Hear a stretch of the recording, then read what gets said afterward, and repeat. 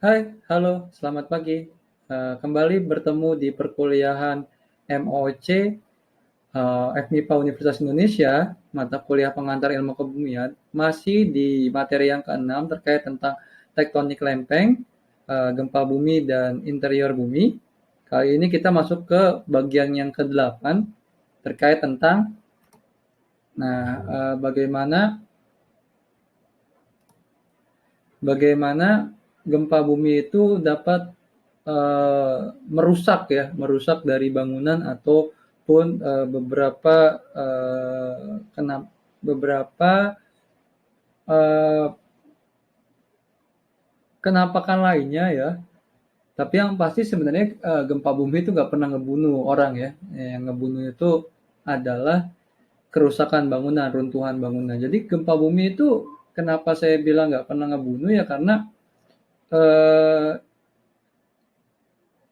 secara natural gempa bumi itu pasti terjadi dari zaman pertama kali lempeng sudah ada, kemudian terus bergerak kan berarti itu adalah sebuah fenomena kan, sebuah fenomena alam yang dia bisa mulai membunuh ketika adanya kerusakan bangunan.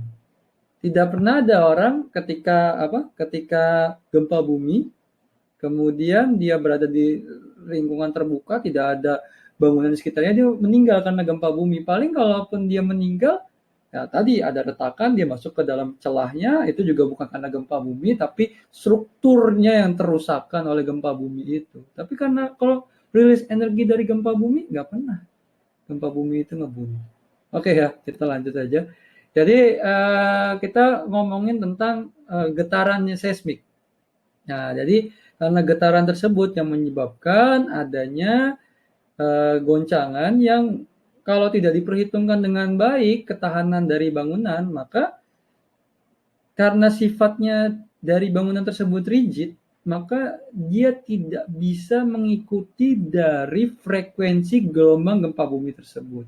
Akibatnya apa? Karena dia berusaha untuk menahan dari getaran, maka otomatis kalau dia nggak kuat, kolaps bangunan tersebut. Nah ini ya tadi kerusakan. Ini saya ingat ini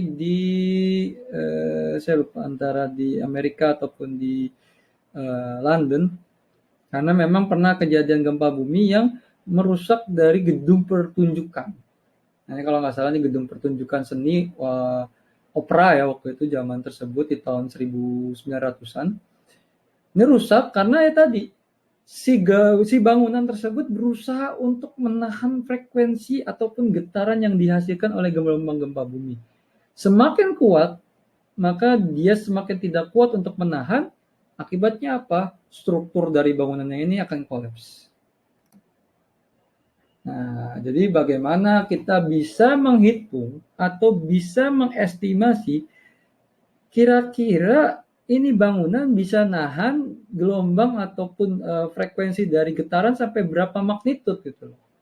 Kalau sampai bisa tahan 8 ya gimana caranya? Ada juga yang ya udahlah jangan ditahan, tapi kita berusaha untuk mengikuti dari frekuensi yang dihasilkan dari gelombang gempa bumi. Jadi ya kalau ada gempa ya dia nggak usah nahan, tapi dia akan mengikuti. Jadi dia akan mengikuti dari frekuensi yang ada dari gempa bumi tersebut. Jadi berusaha mengikuti iramanya.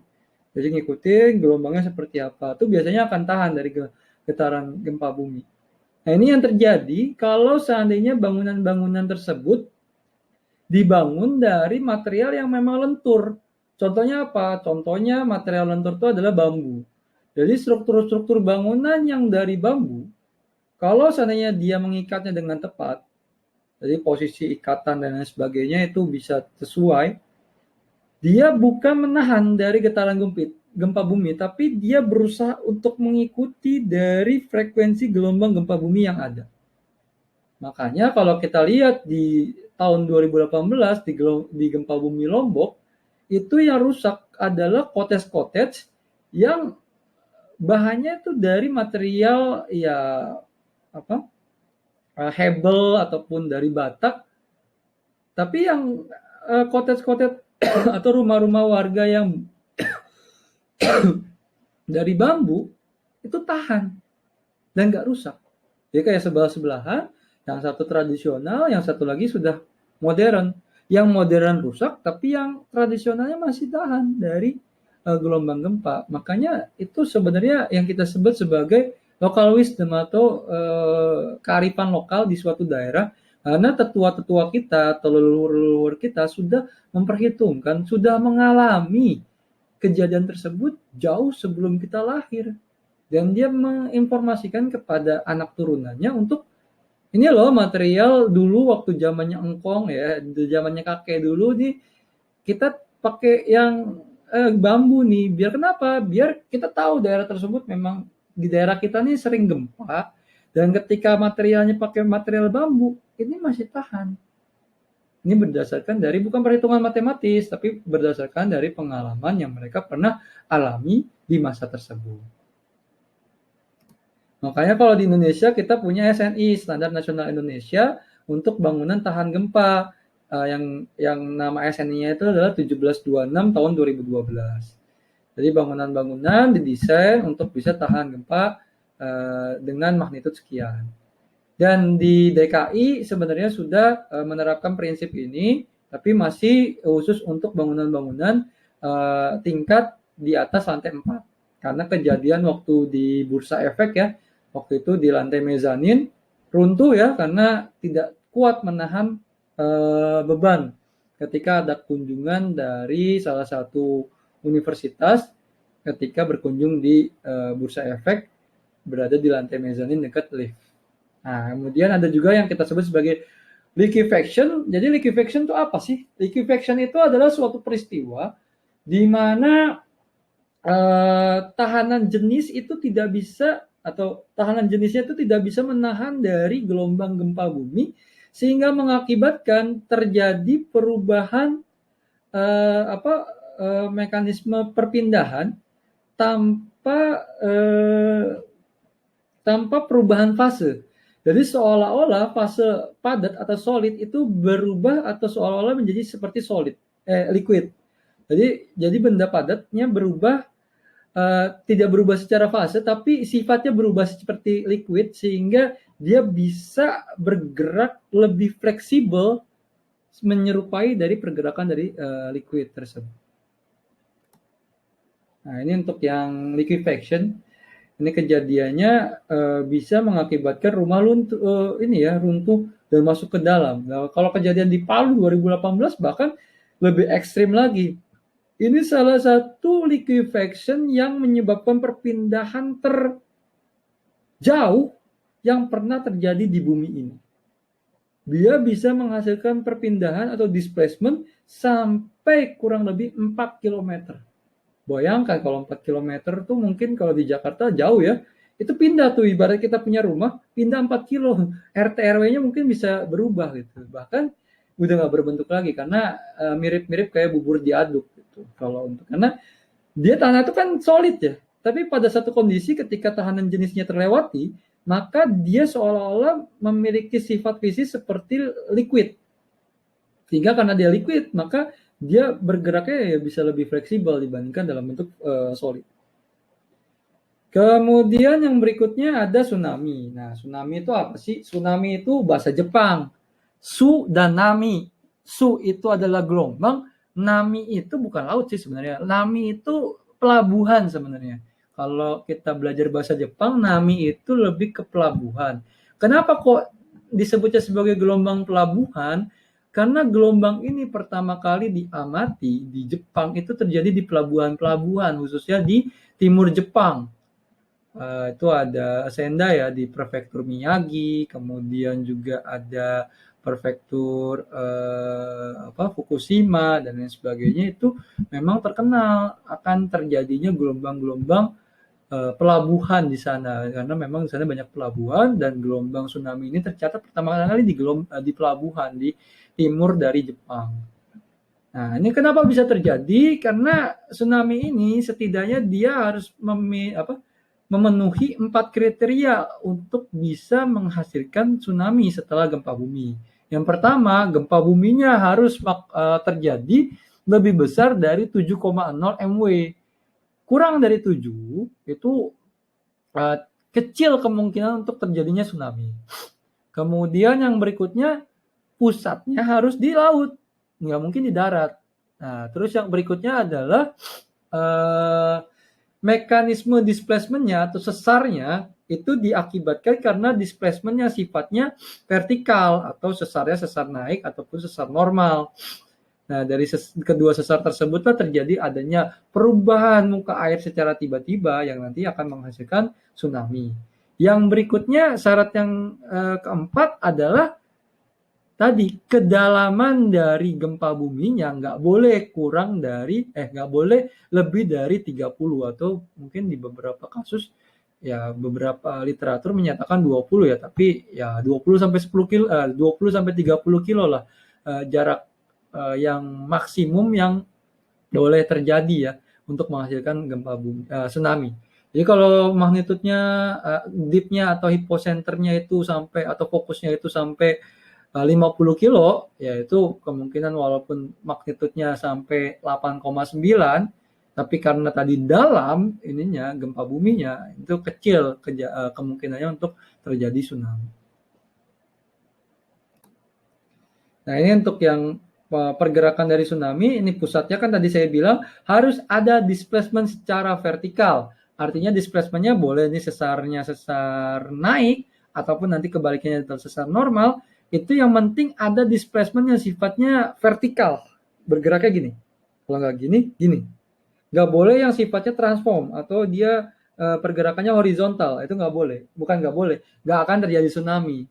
Gitu. Tapi ya ada sangat khusus lah ketika ada sesar-sesar mendatar seperti yang terjadi di Palu yang bisa menghasilkan tsunami. Itu nanti akan saya ceritakan di mungkin nggak sekarang karena ada keterbatasan waktu. Jadi ini ya kecepatannya akan semakin menurun ya ketika kedalamannya semakin mendangkal. Karena ya kita tahu kecepatan dari tsunami simpelnya adalah pakai akar GH ya. Jadi semakin dalam maka semakin besar dari kecepatan. Mungkin ini kecepatannya ketika dia sampai di kedalaman 5.500 nih mirip-mirip kecepatan pesawat jet. Nah, kalau ini mirip-mirip kecepatan suara di kedalamannya 900 meter. Bahkan ini mungkin setara dengan kecepatan mobil F1 ya. Ya, kita tahu kecepatan mobil F1 itu hampir 400 km per jam. Ya, itu kencangnya segitu. Tapi ketika sudah sampai di sampai di daratan, kedalamannya cuma 20 meter, maka estimasinya kurang lebih kecepatannya 50 km per jam. Tapi kalau kalian naik sepeda 50 km per jam itu cepat atau lambat? Cepat kan ya? Ngos-ngosan kita naik ke sepeda sampai kecepatan itu nggak mungkin sih sampai 50 kecuali kita punya mesin ya yang bisa membuat dia sampai 50. Karena rata-rata sepeda kecepatannya antara 30 sampai 40. Bayangin aja kita naik sepeda 30 atau 40 km per jam aja udah ngos-ngosan. Kenceng banget kan itu. Apalagi sampai 50 km per jam. Kemudian yang berikutnya, ya karena tsunami ini bisa diprediksi dan bisa diestimasi kapan tibanya di darat, maka kita perlu yang namanya sistem peringatan dini atau kita sebut sebagai TWS atau TEWS, gitu. Tsunami Early Warning System. Nah, di Indonesia disebutnya sebagai INA-TEWS, INA-TEWS. Atau Indonesia Tsunami Early Warning System. Ini baru dikembangkan di tahun 2012 setelah kejadian-kejadian tsunami di tahun 2004, 2007, 2010 di pesisir barat dari Sumatera.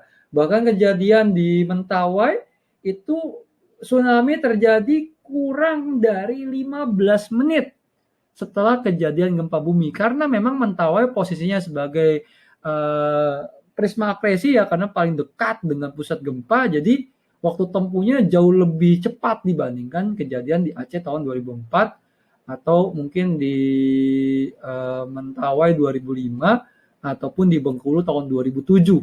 Nah, itu beda-beda kejadiannya memang untuk kejadian tsunami-nya. Tapi memang di 2010 itu sedikit anomali yang menyebabkan pemerintah Indonesia waktu itu bekerja sama dengan Jerman akhirnya memutuskan harus cepat nih. Nggak boleh tahu gimana caranya, nggak boleh ada korban jiwa makin banyak lagi di di daerah Indonesia seperti yang terjadi di Mentawai tahun 2010. Bayangin 15 menit setelah kejadian gempa bumi. Biasanya normalnya ya di antara 20 sampai 30 menit setelah kejadian gempa bumi. Bahkan di tahun 2018 kurang dari 10 menit kejadian gempa bumi dan tsunami-nya, karena ini mekanismenya berbeda sehingga BMKG mulai membuat SOP baru terkait adanya yang kita sebut sebagai tsunami non tektonik. Bahkan di Selat Sunda 2018 ada istilah yang mungkin sekarang terkenal atau mungkin kalian familiar yang kita sebut sebagai silent tsunami atau tsunami senyap. Kemudian selain tsunami, ternyata di gempa bumi juga tadi bisa menghasilkan longsoran dan juga bisa menghasilkan kebakaran. Nah, yang longsoran ini yang terjadi di tahun 2018 di Palu. Itu kejadian ketika gempa bumi, sesar yang diaktifasi adalah sesar Palu Koro, kemudian terjadi landslide di bawah laut. Itulah yang nanti menyebabkan adanya tsunami di tahun 2018 tanggal 28 September. Nah, nggak usah jauh-jauh, 2021 ini kemarin di Karangasem, itu ada kejadian landslide setelah kejadian gempa bumi. Kenapa kok bisa terjadi? Karena apa? Karena ada getaran kan, getaran yang menyebabkan terjadinya ketika antar butir itu ikatannya nggak kuat sehingga dia loss dan terjadi landslide. Nah, kalau yang kebakaran ya macam-macam sih. Yang kalau kebakaran yang paling sering adalah kita tahu bahwa saluran gas itu ada di bawah permukaan ya. Kemudian gempa dan bisa menghancurkan dari saluran gas.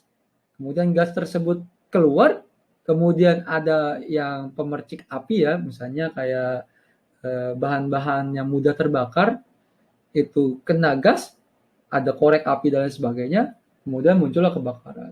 Atau konsleting listrik, itu bisa juga terjadi. Kan getaran, kemudian putus, ada konslet, terus kebakaran. Makanya biasanya setelah gempa bumi, ya otomatis pasti putus sih listrik. Kenapa? Karena ya otomatis saluran listriknya akan terputus karena kabelnya itu putus karena akibat gempa bumi tersebut. Nah, ini ya tadi beberapa landslide yang terjadi setelah gempa bumi. Pertanyaannya, Pak, gempa bumi bisa diprediksi nggak sih, Pak? Gitu. Kalau ditanya prediksi, masih sulit. Saya lebih suka dengan istilah prekursor. Jadi istilah ini adalah suatu model pendekatan untuk bisa memahami tipikal dari beberapa gempa bumi yang ada di daerah tersebut.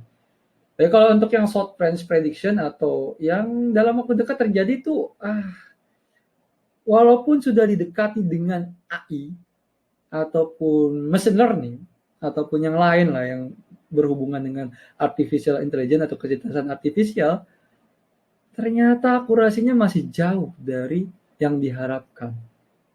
Dan ini pun sudah diamini oleh MIT atau salah satu kampus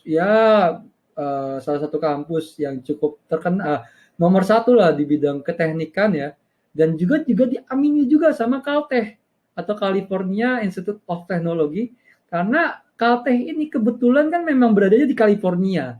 Di California itu kita kenal adanya sesar San Andreas dan salah satu sesar transform terpanjang di dunia yang cukup aktif.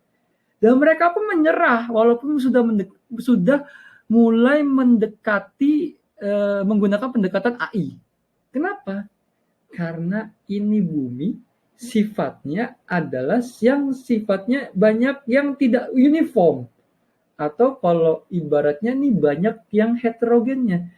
Banyak ketidakpastian sehingga AI itu tidak bisa mengetahui atau tidak bisa mendapatkan pola yang cukup jelas terkait tentang pattern yang dihasilkan dari gempa bumi yang ada di daerah tersebut. Nah, untuk yang short range mereka menyerah karena ya beda gitu loh. Nah, tapi kita coba beberapa kali untuk menggunakan forecast yang sifatnya long range. Jadi bagaimana mencoba pendekatan dari beberapa karakteristik. Misalnya dulu di Jepang ada yang kita estimasi menggunakan karakteristik dari gas argon. Jadi gas argon ini ternyata punya karakteristik ketika terjadi gempa bumi, terjadi peningkatan gas argon. Tapi ketika dicoba di daerah lain ternyata nggak berhasil. Jadi pertama kali dihipotesiskan dari teman-teman di Jepang, para seismologis ataupun earth scientist, dia mempunyai satu hipotesis bahwa ternyata gas argon ini meningkat gas radon ini meningkat secara signifikan ketika terjadi gempa bumi. Tapi pada kenyataan dicoba di daerah lain ternyata enggak. Oke, tertolak, bukan tertolak ya, enggak 100% diambil. Kemudian ada juga yang melakukan pendekatan menggunakan gelombang beta. Itu juga sama, ya sukses di Chile, sukses di beberapa daerah subduction, tapi di beberapa lokasi ternyata miss juga, seperti di daerah Turki dan lain sebagainya.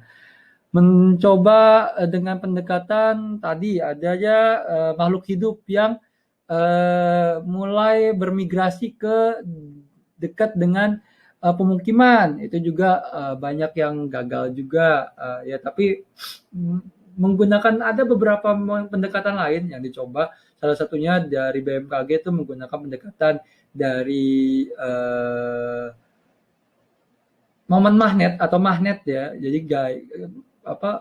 nilai magnetik yang ada di daerah tersebut ternyata ada indikasi terjadi peningkatan nilai magnetik ketika dekat-dekat dengan peristiwa gempa bumi. Tapi saya sudah cross check juga dengan teman-teman BMKG, ya belum 100% juga, ya ibaratnya 70% lah cukup berhasil, tapi ya tetap belum bisa memprediksi 100% gempa bumi. Nah, pesan saya sih gini, kalau ternyata ada broadcast yang menyatakan akan terjadi gempa bumi dengan magnitudo sekian di waktu sekian di kedalaman sekian, itu sudah dipastikan hoax, ya sudah dipastikan hoax.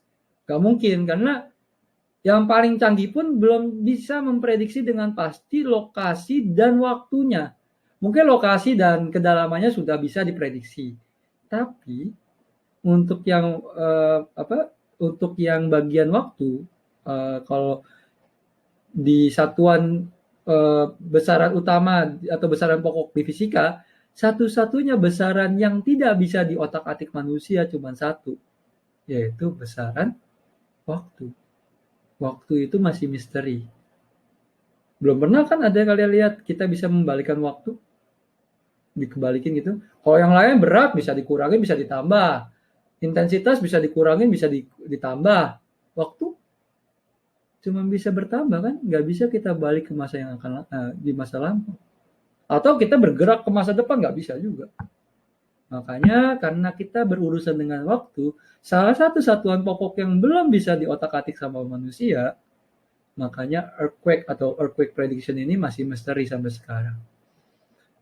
Oke, demikian untuk materi kali ini, cukup panjang karena materi ini cukup menarik ya untuk kita bahas. Silakan kalau misalnya ada pertanyaan, silakan tuliskan di kolom komentar dari YouTube ini. Sekian dari saya, kurang lebihnya mohon maaf. Assalamualaikum warahmatullahi wabarakatuh.